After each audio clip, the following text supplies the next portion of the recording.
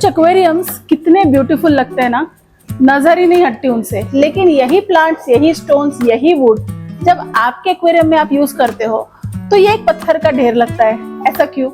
हो सकता है आपके आर्टिस्टिक अप्रोच में इश्यू हो, आपके सोच, आपके समझ में प्रॉब्लम हो, आपके कॉम्पोजिशन में इश्यू हो। तो आज एक सिंपल रूल के थ्रू देखते हैं कि एक एक्वेरियम को बहुत ही सिंपल तरीके से कैसे आप प्लेसमेंट के थ्रू ब्यूटीफुल दिखा सकते हैं। सो इसको एक्सप्लेन करने के लिए मैंने सोचा है कि आपको एक्चुअली प्रैक्टिकली दिखाऊं, इसलिए मैंने एक फिश टैंक लिया है। So this fish tank is Atman M30 and it comes with a inbuilt hang-on filter and LED light.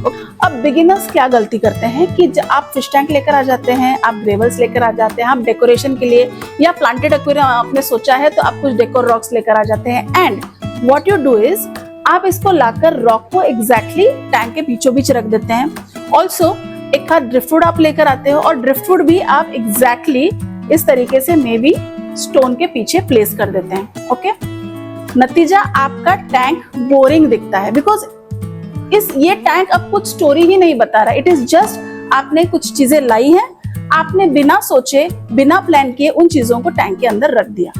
अब एक सिंपल रूल से इन्हीं दोनों चीजों से हम इस टैंक को एक अलग लेवल की ब्यूटी देंगे। तो पहले मैं आज आपको समझाने वाली हूँ रूल ऑफ थर्ड्स। टैंक को 3 वर्टिकल और 3 हॉरिजॉन्टल पार्ट्स में डिवाइड करो और जो 4 इंटरसेक्शन पॉइंट्स बनते हैं उनके पास अपने मेन फोकल एलिमेंट प्लेस करो। इससे एक्वेरियम ज्यादा नेचुरल, प्रीमियम और पीसफुल दिखेगा। और एक इम्पोर्टेंट बात, एम्प्टी स्पेस भी डिजाइन का पार्ट होता है। हर जगह प्लांट्स और रॉक्स भर देने से टैंक हैवी लगेगा, लेकिन जब फोकल पॉइंट के अपोजिट साइड ओपन स्पेस होता है तो टैंक में डेप्थ, ब्रीदिंग स्पेस और एलिगेंस आता है।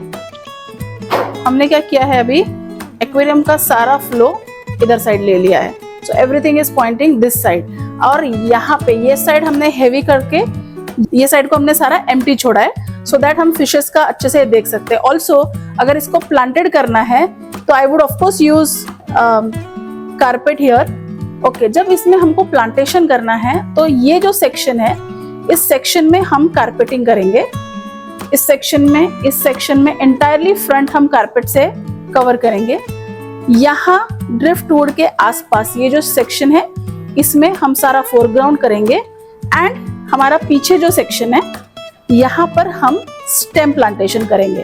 तो जब हमारा एंटायर टैंक रेडी हो जाएगा तब ये एक्सट्रीमली बैलेंस दिखेगा क्योंकि आपका कारपेट प्लांट्स यहाँ तक है। आपका लेयरिंग हो गया एंटायरली कारपेट प्लांट्स के लिए इतना। एंड सेकंड आपका जो रोजेट प्लांट्स है वो आपके यहाँ तक आ जाएंगे। तो ये आपका कवर हो गया एंड इसके पीछे साइड आपका पूरा एंटायर स्टेम प्लांट्स आएंगे इस टाइप से। एंड ये एंटायर सेक्शन हम एम्प्टी रखेंगे to give that space to balance out everything. तो इतने छोटे से एक्वेरियम में भी आप बहुत ही आसानी से अपने एक्वेरियम को एक प्रीमियम लुक दे सकते हैं just by following the rule of thirds.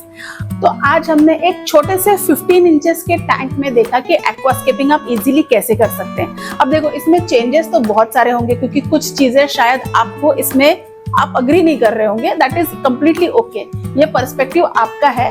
But ये मुझे कमेंट सेक्शन में जरूर शेयर कीजिए कि आप इसके बारे में क्या सोचते हैं या आप इसमें क्या चेंज करते हैं। ऑल्सो अगर आपको ये वीडियो अच्छा लगा है तो ये भी मुझे कमेंट्स में बताइए ताकि इस टाइप के नए रूल्स और कुछ बहुत ही सिंपल चीजों से मैं आपको सिखा पाऊँ कि अच्छे एक्वेरियम्स, ब्यूटीफुल एक्वेरियम्स, ऐसे एक्वेरियम जिससे आपकी और आपके घर आने वाले गेस्ट की नजर ना हट पाए, ये कैसे क्रिएट कर सकते हैं। तो याद रखिए, एक्वास्केपिंग में टैंक भरना इंपॉर्टेंट नहीं है, नजर को गाइड करना ज्यादा इंपॉर्टेंट है। अगर आपको एक्वास्केपिंग और प्लांटेड एक्वेरियम के सिंपल टिप्स चाहिए तो चैनल को सब्सक्राइब करना मत भूलिए और कमेंट में बताइए आप फोकल पॉइंट लेफ्ट साइड रखोगे या राइट साइड।